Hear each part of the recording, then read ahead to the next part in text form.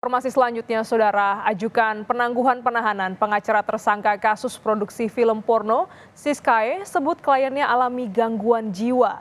Polisi kini masih mengkaji permintaan tersebut karena Siskae dinilai layak untuk ditahan.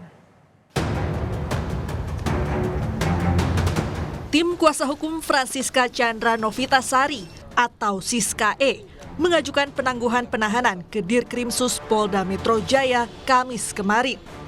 Penangguhan penahanan itu diajukan atas sejumlah pertimbangan, salah satunya karena Siskae mengalami gangguan kejiwaan.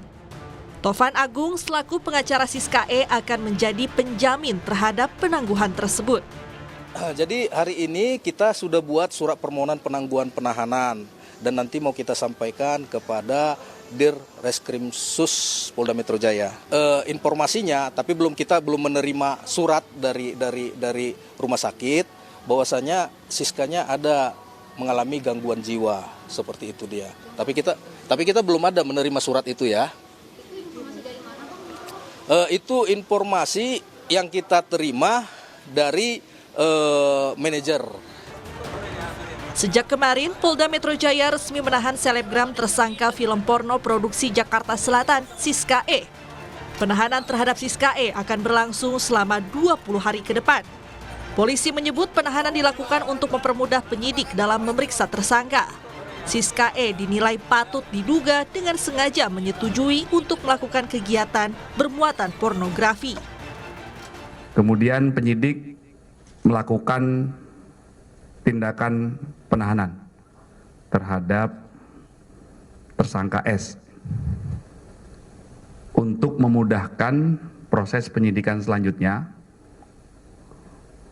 Maka penahanan dilakukan karena saudari S patut diduga atau disangka melakukan tindak pidana dengan sengaja atau dengan persetujuan dirinya melakukan kegiatan-kegiatan yang bermuatan pornografi. Rabu malam, Siskae dijemput paksa polisi setelah berkali-kali mangkir dalam panggilan penyidik. Siskae ditangkap oleh penyidik Subdit Siber Ditreskrimsus Polda Metro Jaya di salah satu apartemen di Jalan Senturan Raya, Sleman, Yogyakarta. Setibanya di Polda Metro Jaya, Siskae langsung menjalani tes kesehatan termasuk tes urin narkoba dengan hasil negatif. Sebelum dijemput paksa, Siskae berkali-kali mangkir dari panggilan penyidik. Panggilan pertama dilayangkan pada 8 Januari 2024. Saat itu Siskae tidak hadir dengan alasan urusan keluarga. Panggilan kedua pun dilayangkan pada 15 Januari 2024. Siskae kembali mangkir dengan alasan tak menerima surat panggilan polisi. Di tanggal 19 Januari penyidik kembali menjadwalkan pemanggilan Siskae dan lagi-lagi ia mangkir. Selain Siskae, penyidik Subdit Siber Ditreskrimsus Polda Metro Jaya juga menetapkan 10 orang lainnya yang merupakan pemeran film porno Jakarta Selatan sebagai tersangka. Penyidik memutuskan untuk tidak menahan 10 pemeran dan hanya dikenakan wajib lapor 2 kali dalam seminggu. Tim Liputan Kompas TV. Informasi terkini kita tanyakan langsung kepada jurnalis Kompas TV Nanda Aprilia di Polda Metro Jaya. Nanda, bagaimana kelanjutan proses penangguhan penahanan yang diajukan Siskae? Apa saja yang menjadi pertimbangan polisi? Selamat siang, Glenis dan juga saudara. Sampai dengan saat ini sebenarnya informasi terbaru yang kami terima adalah informasi yang di hari Kamis 25 Januari 2024 kemarin yang disampaikan oleh Kabid Humas Polda Metro Jaya Kombes Ade Ari yang menjelaskan bahwa memang pihaknya membenarkan sudah menerima surat permohonan penangguhan penahanan ini dari tim kuasa hukum Siskae yakni Tovan Agung Ginting, yang dimana kalau informasi yang disampaikan oleh pihak kepolisian adalah sampai dengan saat ini pihak kepolisian masih mengkaji sebenarnya isi dari surat permohonan penangguhan penahanan ini, yang dimana secara garis besarnya alasannya karena kliennya atau Siskae ini tengah atau mengalami gangguan kejiwaan.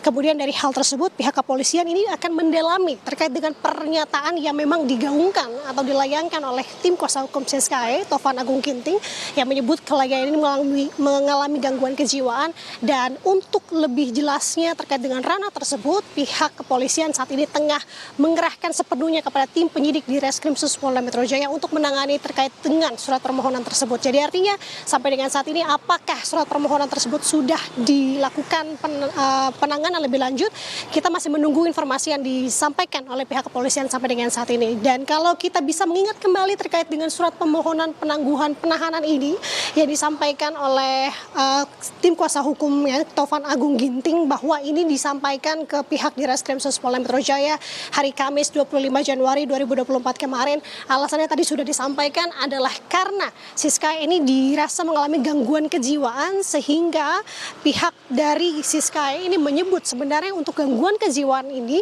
sudah pernah dilakukan tes kejiwaan oleh Siska untuk beberapa kali, namun tidak dijelaskan secara spesifik. Dan dari hal tersebut ia pun meminta ini menjadi pertimbangan dari pihak kepolisian, dengan alasannya juga di sini bahwa pihak dari kuasa hukum Taufan ini sudah menjamin atau dirinya bersedia menjadi penjamin untuk kliennya tidak akan melarikan diri, dan juga menjamin Siska tidak akan mengulangi perbuatan yang melanggar hukum selama proses penyidikan ini bergulir sampai dengan saat ini. Jadi informasi yang bisa disampaikan sampai dengan saat ini adalah Siska sudah ditetapkan sebagai tersangka, kemudian juga sudah dilakukan proses pemeriksaan secara maraton setibanya di Polda Metro Jaya pada hari atau pada tanggal 24 Januari 2024 malam kemarin.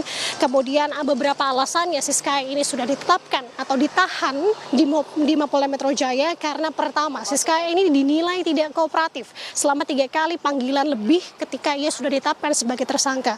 Kemudian ini dinilai untuk menghambat tindakan dari Siska ini, menghambat proses sidik yang saat ini tengah dilakukan oleh tim penyidik. Kemudian dari hal tersebut tadi ditegaskan juga oleh Kabid Humas Polda Metro Jaya bahwa patut diduga atau disangka melakukan tindak pidana dengan sengaja atau dengan persetujuan dirinya melakukan kegiatan bermuatan pornografi yang diatur dalam pasal 8 Junto, pasal 33 Undang-Undang Nomor 44 Tahun 2008 tentang pornografi.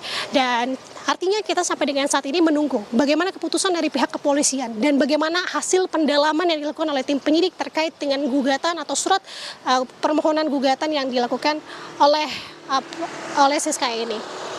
Glenis. Nanda, selain Siska ada juga 10 tersangka lain yang telah ditetapkan sebagai tersangka oleh polisi. Bagaimana nasib ke-10 tersangka ini, Nanda?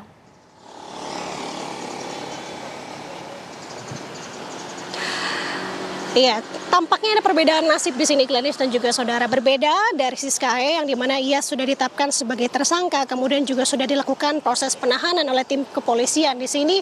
Namun untuk ke-10 tersangka lainnya yang juga ditetapkan dalam perkara ini, informasinya sampai dengan saat ini tidak dilakukan penahanan. Ada beberapa alasan hal ini dilakukan atau menjadi pertimbangan dari pihak kepolisian untuk tidak melakukan penahanan terhadap 10 tersangka lainnya. Karena yang pertama, tidak dilakukan penahanan karena tersangka lain ini dirasa bersikap kooperatif dalam proses penyidikan atau pemeriksaan selama pemeriksaan terhadap tersangka ini berlangsung sampai dengan saat ini. Sehingga penyidik memandang untuk saat ini tidak diperlukan upaya penahanan terhadap tersangka lainnya. Namun hingga saat ini pihak kepolisian juga masih belum secara gamblang menjelaskan bagaimana kelanjutan dari pemeriksaan kepada para tersangka lainnya di sini. Karena informasi sementara yang kami dapat bahwa di tanggal 8 Januari 2024 kemarin para tersangka lain ini akan secara berkala dilakukan pemeriksaan oleh tim kepolisian sebagai statusnya sebagai tersangka yang ditetapkan oleh Polda Metro Jaya sampai dengan saat ini. Jadi artinya kita akan menunggu bagaimana proses kelanjutan baik itu dari Siska ataupun ke-10 tersangka lainnya yang juga sudah ditetapkan dalam perkara ini, Glenis. Terima kasih jurnalis Kompas TV Nanda Aprilia langsung dari Polda Metro Jaya.